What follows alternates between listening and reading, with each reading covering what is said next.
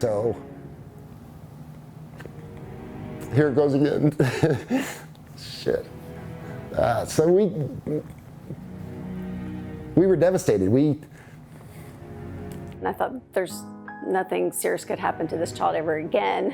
And he said, no, it's bad. You need to come to California. My brother Jason called me to tell me, actually, and he wasn't very blunt. He didn't use the word cancer, but he did say, like, Eric is very sick. He didn't give me the extent. I think he was trying not to scare me.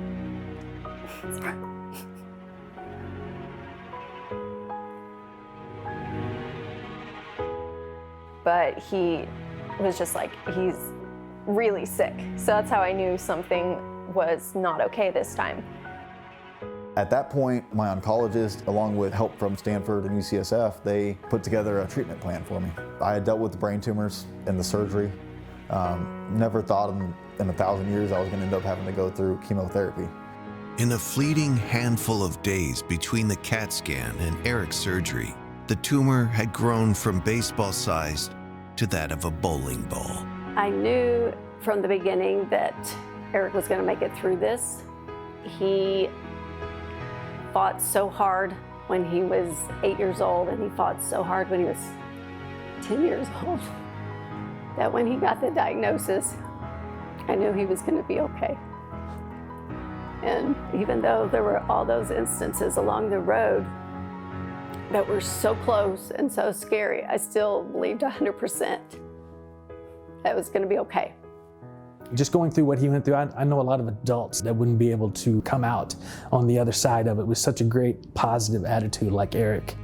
Chemo, 6 days a week, 6 days inpatient chemotherapy. And then from there I had 2 weeks off and I had to do 6 rounds of this. On the off week, I had to get an intrathecal back shot, chemo injected into my spinal fluid.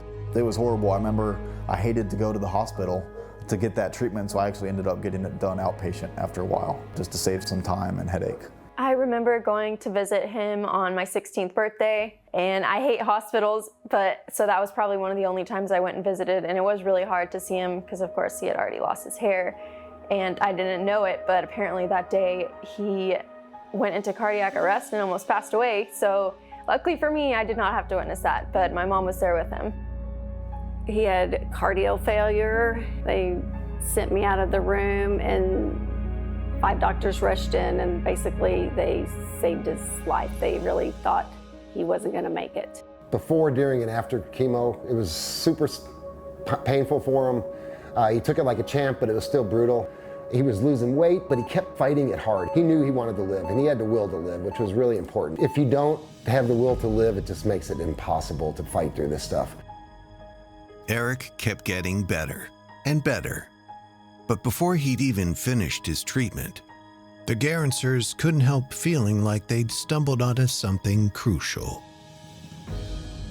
We wanted to do something that could help give back. We thought about the difference in stage 4 and stage 2, and that's where we started realizing that recognizing symptoms early is the key. And that if we could get people to speak up with their symptoms, like Eric did the first time, that we can help save lives.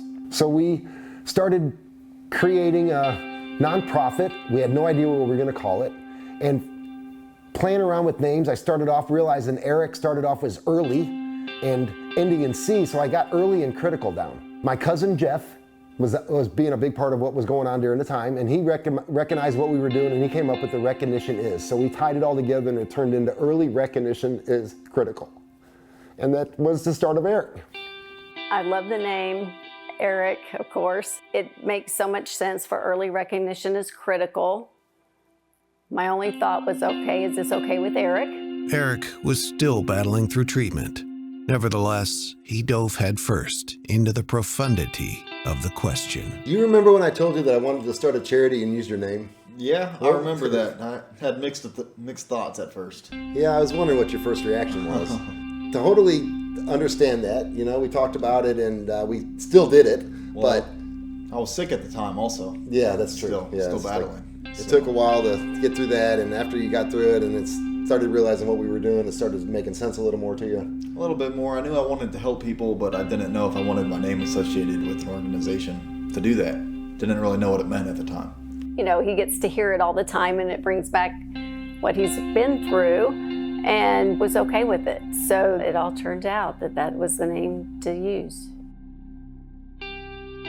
So Jim told me that they were starting the charity, and he was kind of explaining that kids need to understand. They need, to be aware of their changes in their body, but when things aren't feeling right, they need to speak up.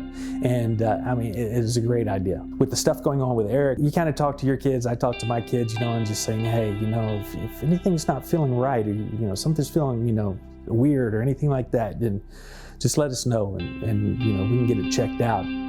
It was a great cause.